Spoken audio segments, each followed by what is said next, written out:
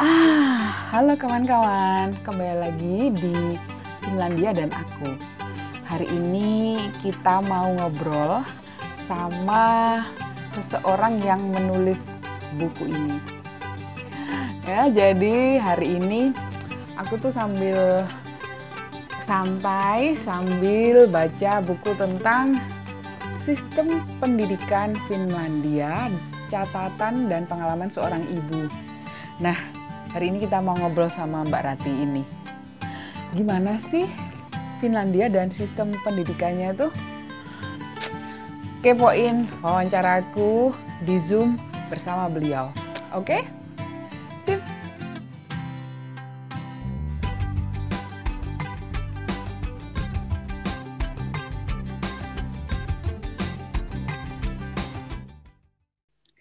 Hai, nah inilah Mbak Rati. Halo Mbak Rati. Halo, Apa kabarnya nih di Yuvaskula? baik Mbak. Masih nggak ada salju ya. Gimana di Helsinki gimana Mbak Katrin? Aduh, sama Mbak, sama. Kayaknya kita 2020 harus pasrah, bukan Harus bukan pasrah white ini ya, Christmas. udah pandemi, COVID, tambah Hmm, lagi itu deh. saljunya agak-agak kurang. Karena itu kita fokus deh ya. Mari kita ngobrol saja biar happy. Yep. Nah, nah, hari ini ya kan kita udah ketemu nih sama Mbak Ratih. Tapi untuk kenal lebih lanjutnya gimana nih? Ayo Mbak Ratih, tolong dong perkenalkan diri jadi teman-teman di Finlandia dan aku jadi bisa lebih kenal lagi. Silakan. Sip. Oke, halo pemirsa channel Finlandia dan aku sama Mbak Kate. Makasih banget Mbak Catherine atas kesempatannya. Nama saya Ratih Dwiani Adiputri. Saya sudah tinggal di Jyväskylä, Finlandia selama 11 tahun. Di Finlandia ini saya bekerja sebagai akademisi, yaitu pengajar kebetulan di program master di Universitas Jyväskylä namanya, dan saya peneliti juga postdoc di bidang ilmu politik di Universitas of Jyväskylä, Finlandia ini. Jadi tugas saya sehari-hari adalah ya pengajar, meneliti, menyiapkan bahan pengajaran, mengajar, menerbitkan hasil penelitian, reviewer, paper-paper. Nah ini malah sekarang tambah lagi karena COVID pandemi ya. Jadi sekarang kalau kuliahnya online, sebelum saya taruh di website kami untuk tempat-tempat pembelajaran itu untuk mahasiswa itu harus diedit dulu. Jadi harus ada kerjaan tambahan gitu buat guru sekarang gitu aja. Lumayan. Iya ya, oh iya bener ya, karena semuanya sekarang serba tertulis, apa-apa Zoom. Zoom, apa-apa Teams, semua apa Google Meet jadinya semua harus di ini gitu. Wah hebat banget ya Mbak Rati ini. Jadi sekarang ini beliau jadi dosen di Universitas Jyväskylä, itu juga di Finlandia. Wah, nah ini kita jadi ingin tahu nih Mbak, kok bisa, gimana ceritanya ini? Kok bisa datang ke Finlandia terus jadi pengajar langsung gitu loh? Kita di Finlandia dan aku tuh kayak penasaran. Coba ceritakan Mbak, gimana awalnya dulu tuh? Boleh. Ceritanya apa ya? Saya sih sekolah dari SD, dari TK sampai ke SMP, SMA, kuliah ya di Indonesia. Kuliah S1 di Indonesia. Kemudian saya bekerja pegawai negeri di sebuah lembaga tinggi pemerintah di Jakarta. Terus karena mungkin saya mengambilnya bidang politik ya, jadi termasuk ada special khusus gitu, perhatian khusus soal perempuan dan politik gitu. Jadi gimana ya, mungkin itu juga yang membuat unik gitu. Nah kebetulan kalau sama ya, mungkin di Indonesia kalau waktu zaman saya dulu, mungkin kalau sekarang orang-orang pada banyak mahasiswa yang habis S2 S1 langsung ambil S2. Tapi kalau zaman saya dulu habis S1 kita cari kerja, nanti di tempat pekerjaannya yang memotivasi kita untuk belajar lagi. Jadi saya kemudian waktu bekerja itu mendaftar lagi, mengambil master di Australia, di University of Queensland. Itu waktu itu International Relations and Asian Politics gitu. Jadi itu ya salah satu, menurut saya satu-satunya kesempatan orang Indonesia untuk keluar negeri itu untuk saya ya, karena saya nggak punya uang gitu untuk membiayai sendiri ya, pakai beasiswa atau mencari kesempatan sekolah lagi. Ini sama dengan di Universitas Jyväskylä ini. Jadi saya ngerasa, aduh agak bosen ya kerjanya gini-gini aja gitu. Gimana caranya keluar negeri lagi gitu. Karena saya pikir saya punya gelar master di Australia, cari kesempatan program dokter gitu. Biasa kalau di Indonesia kan carinya tuh Amerika, Inggris, Australia, itu negara-negara Eropa juga yang umum-umumnya yang besar-besar ya kayak Belanda, Prancis gitu. Nggak kepikiran ada soal Finlandia, tapi waktu itu ada apa sih pameran pendidikan, ada pendidikan Finlandia gitu. Ada juga ya universitas di Finlandia. Saya cek di internet, lihat-lihat ada yang cocok gitu. Kebetulan bidang politik yang saya suka dan saya meneliti soal parlemen gitu. Jadi cocok, saya ketemu sama ada nama kontak profesor, saya kontak beliau 1 tahun bolak-balik kita email-emailan, saya tertarik ini. Ada kira-kira proposal apa yang menarik gitu-gitu, karena saya inginnya sekitar politik Indonesia atau Asia Tenggara gitu. Jadi kita bertukar pikiran sampai saya ada kesempatan untuk waktu itu magang di House of Lords selama 3 bulan. Jadi disitulah saya kesempatan bertemu dengan profesor saya untuk pertama kalinya gitu. Dan akhirnya beliau menjadi dosen pembimbing saya gitu.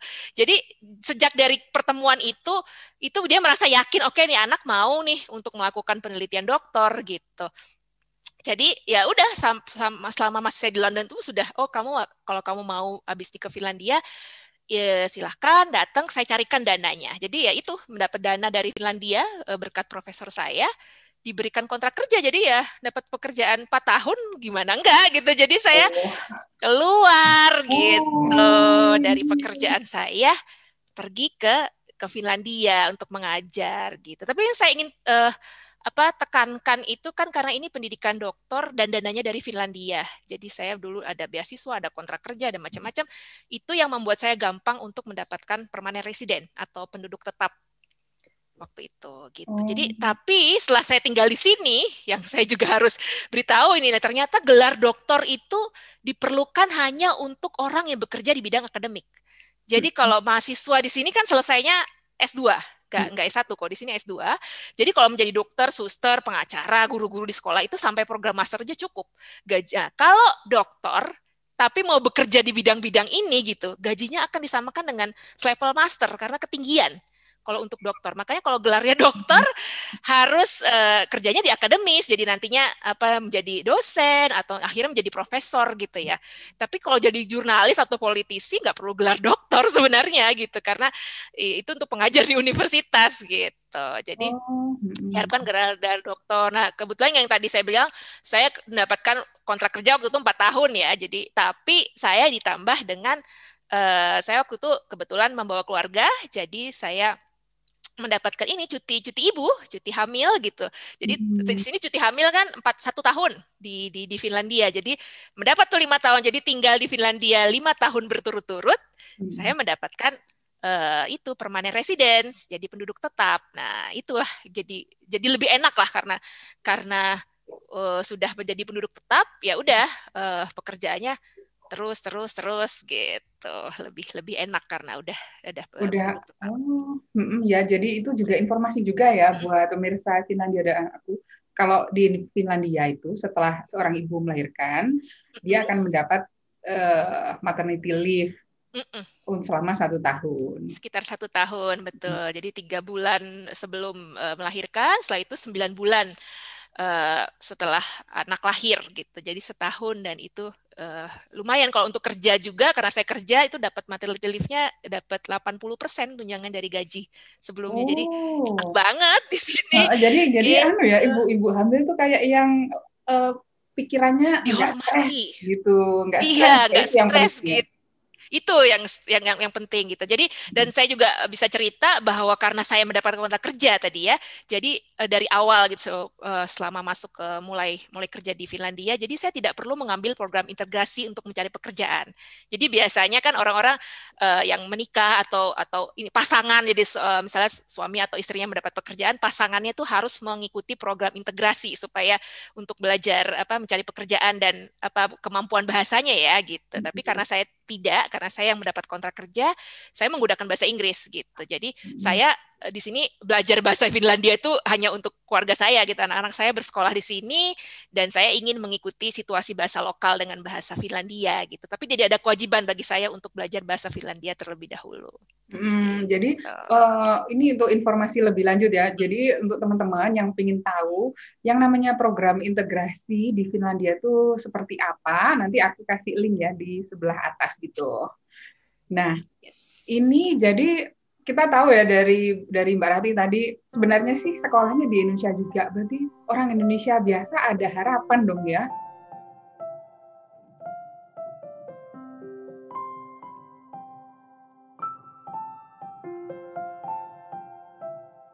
Iya dong, harus. Tapi ya itu tadi, kalau untuk syarat untuk menjadi pengajarnya, ya punya kemampuan ya. Jadi nggak hanya walaupun lulusan Indonesia gitu, tapi kita punya kemampuan. Jadi kalau misalnya kayak seperti saya pengajar atau dosen di universitas gitu, ya kemampuan untuk menjadi pengajar. Dan juga terus terang ya harus gigih, rajin, serius cari informasi. Jadi kalau saya nggak mungkin diberi pada orang lain, itu tidak mungkin. Jadi kita yang harus cari-cari informasi sendiri dan mengikuti persyaratan yang diminta gitu lah. Nah kalau di sini kan yang jelas sih untuk pengajar atau guru-guru itu diharapkan lulusan dari sini. Nah makanya karena saya sekolah di sini kan di pendidikan doktor itu kami mau menggunakan sistem pendidikan Academy of Finlandia gitu ya. Jadi mewajibkan kami para calon doktor itu untuk mengajar sekitar 5% dari jam kerja kami. Jadi itulah malah menjadikan pengalaman kerja sebagai mengajar gitu. Jadi diharapkan sesuai dengan topik penelitian sih ya. Waktu itu saya mengajarnya kebetulan politik Indonesia, terus jadi politik Asia Tenggara, terus soal demokrasi gitu di Asia Tenggara, hal-hal seperti itu yang ada hubungannya dengan topik penelitian saya gitu. Informasinya bisa lihat ya nanti di website saya kalau mau. Jadi kawan-kawan bisa ngecek sendiri. Jadi itu tadi ya, jangan lupa sambil dipraktekkan sekarang. Jangan males untuk mencari informasi semuanya ya, apalagi sekarang ini zaman pandemi. Percaya deh sama kita, semuanya ada di internet. Betul gitu. Dan juga kalau nanti sudah ada kemampuan gitu ya, ada itu juga, apalagi saya tadi karena tidak diwajibkan bahasa lokal, artinya kemampuan bahasa Inggris saya harus mahir karena itu satu-satunya komunikasi saya dengan yang lain gitu. Jadi dan apalagi kami dituntut untuk selalu produktif bekerja, meneliti dulu.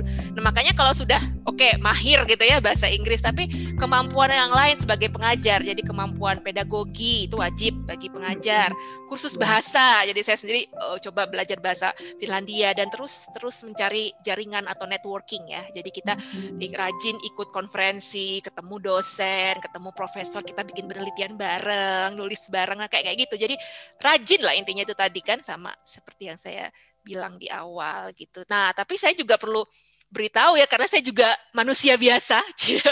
Jadi pekerjaan saya ini bukan pekerjaan permanen loh. Walaupun seperti Mbak Catherine bilang saya sudah 11 tahun tinggal di sini, seperti kebanyakan terjadi di Finlandia memang tidak banyak posisi permanen yang ditawarkan. Jadi kita yang harus aktif mempromosikan diri, mencari dana penelitian, mencari pekerjaan gitu untuk tetap survive di sini gitu kan. Jadi itu jangan cepet nanti akan nggak ada. Kita harus usaha terus gitu, malah memperbaharui ilmu pengetahuan kita kan. Jadi tapi untungnya memang karena saya sudah tinggal permanen, jadi untuk lebih mudah bagi saya untuk mencari kerja gitu ya. Jadi tidak perlu soal perizinan lagi, tapi tetap kitanya harus aktif mencari gitu dan membuat jaringan terus gitu. Berarti nggak ada ya ceritanya Mbak Ratih terus dikasih sama pemerintah, ini loh Ratih silakan kerjakan. Itu nggak mungkin. No way. Harus kita rajin gitu, promosi apa, ada posisi apa, daftar ini apa gitu sampai. Pokoknya cari tahu ya. Jadi kawan-kawan jangan patah semangat. Sampai sekarang pun Mbak Rati ini ya, karena saya juga kenal, masih terus aktif sampai jadwalnya penuh sampai Januari, Februari, makanya kita ini masih ngajar, semester depan juga masih ngajar. Jadi kalau teman-teman bertanya-tanya gimana caranya yang paling masuk akal, paling gampang, ya nggak ada lagi, memang harus cari sendiri. Betul, Mbak. Hmm. Betul, Nah, tadi kan Mbak Rati itu cerita kalau dulu tuh di Indonesia juga bekerja kan ya. Kalau kita boleh tahu nih apa sih perbedaannya antara bekerja di negara Indonesia dan di Finlandia?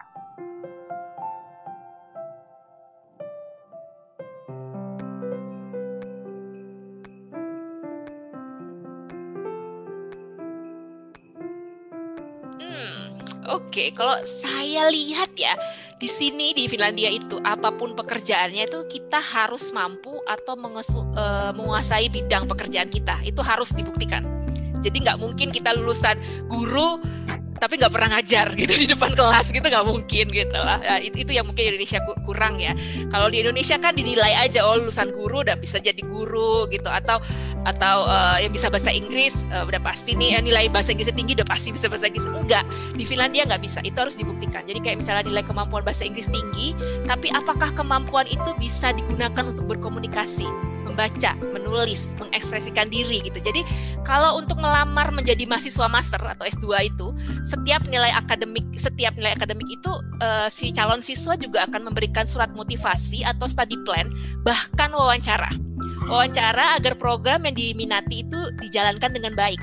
Jadi kayak wawancara inilah yang penting gitu, karena saya tahu sendiri saya kebetulan di program DECO namanya, Development International Cooperation and Education, itu mereka benar-benar mewawancarai anak-anak mahasiswa yang terbaik yang akan kita terima gitu. Jadi benar-benar wawancara gitu. Jadi bagaimana mereka bisa mengekspresikan pemikiran mereka, dan kekuatan ini ya, communication skill itu perlu gitu. Nah, apalagi untuk program doktor, dan program doktor ini harus mampu membuat proposal penelitian yang baik gitu.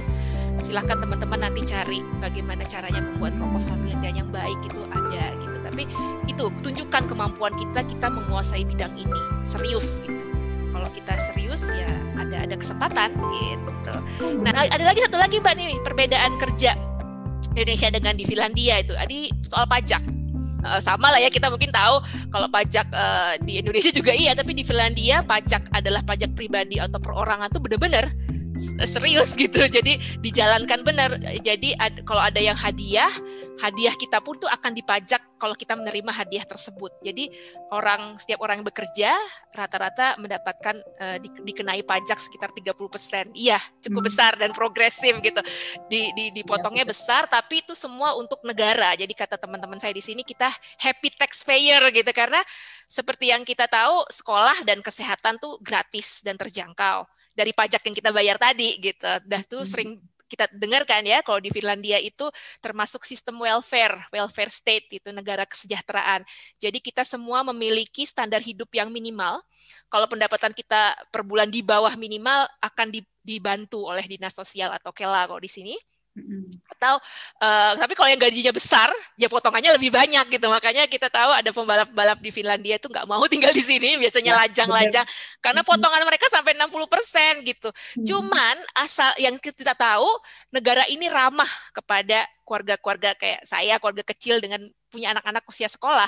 Karena yang seperti kita tahu, kesehatan dan pendidikan berkualitas itu ditanggung oleh negara. Jadi kita nggak ada bayar sama sekali untuk mengakses. Gitu. Wah, ya ini benar tadi. Kalau Mbak Rati tadi bilangnya, pertama ya perbedaannya, kalau di Finlandia harus benar-benar jago. Dalam artian, kawan-kawan masih ingat tadi ya, bahwa Mbak Rati itu dapatnya kontrak kerja ke Finlandia berkat beliau yang rajin berkomunikasi dengan seorang dosen dari Finlandia. Nggak mungkin ngobrolnya dalam bahasa Indonesia dong. Ya, pasti dalam bahasa Inggris. Jadi itu salah satu, kalau banyak yang kemarin-kemarin juga menanyakan di video sebelumnya, gimana caranya, pasti yang pertama adalah bahasa. Kita harus bisa memberitahukan apa sih pemikiran kita gitu loh, dan kita harus bisa dan mau membuktikan bahwa kita itu oke, aku tuh mau loh kerja keras gitu kan. Betul. Dan setelah itu tentu saja menerima kalau di Finlandia itu ada pajaknya. Iya, pajaknya besar gitu, tapi ya Kembalinya sejalan. Juga besar, ya?